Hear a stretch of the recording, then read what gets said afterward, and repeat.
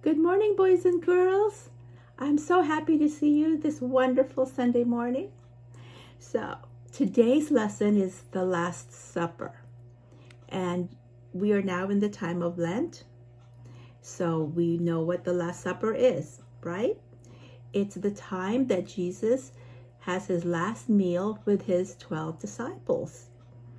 And you're going to say, oh, it's kind of sad that this is going to be their last meal together.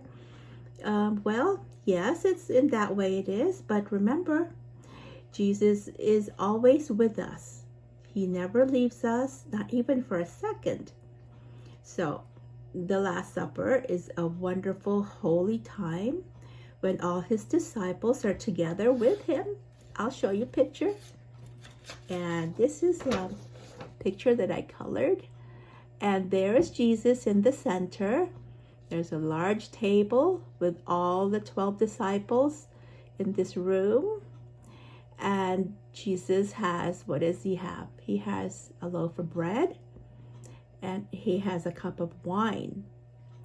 So this is very similar to what happens in the communion, right? In the liturgy, at the end of the liturgy, we have communion. And Abuna is the one that gives us the communion, the bread and the wine.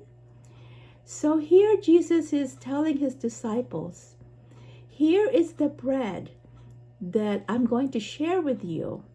Actually, the bread means Jesus.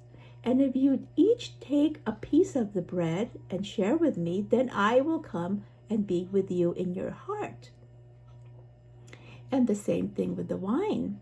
He says that if you drink of this cup, this wine is signifying my blood, and it becomes part of you.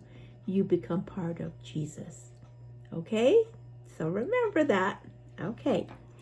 So now I'll talk to you about communion because I know it's one of our very favorite, if not the favorite part of the liturgy.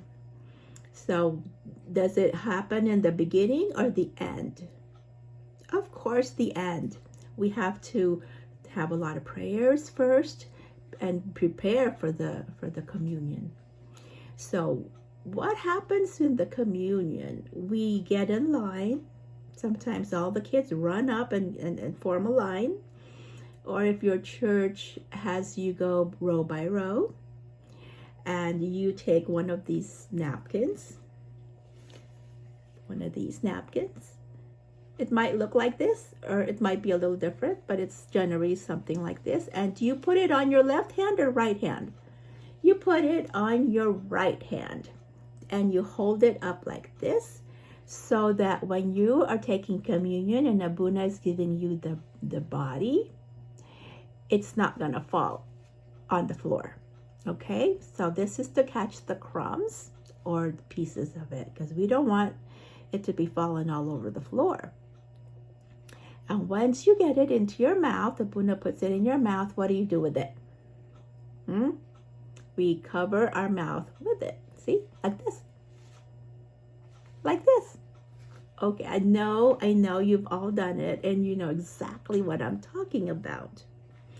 So I just want you to know that it's so special. Communion is so special. It's the most wonderful and the closest time that we are to Jesus. And we have to prepare ourselves for communion. Okay, so you're going to say, well, how do I prepare for communion? Don't I just take communion? Well, it's not really just easy like that. We prepare for the communion by making sure that we treat each other right, and that we are nice to each other, and that we listen and do as our parents tell us and our teachers. We be obedient and we be truthful. So we have to be on our very best behavior. And we always have to think about when we're going to take communion on Sunday, that we prepare ourselves.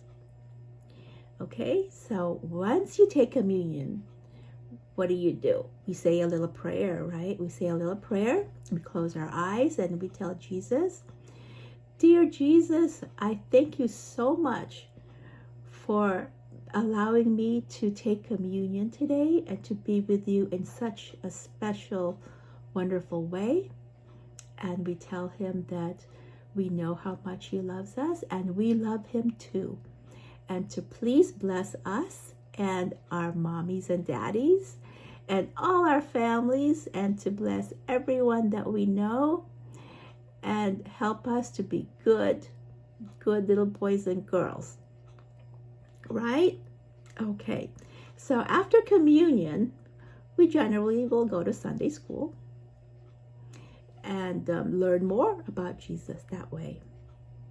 So I hope that you all enjoy this special holy days of Lent, and remember to think about Jesus and how much he loves you and how much he always wants to hear from you in prayer. So remember to pray every day, many times a day.